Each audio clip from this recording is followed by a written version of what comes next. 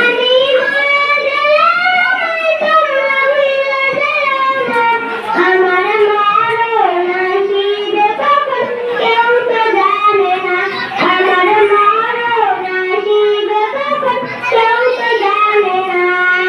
এই দুনিয়া চিরজীবন থাকার জায়গা না, অন্ধকার কবর যে আমার আসল ঠিকানা। এই দুনিয়া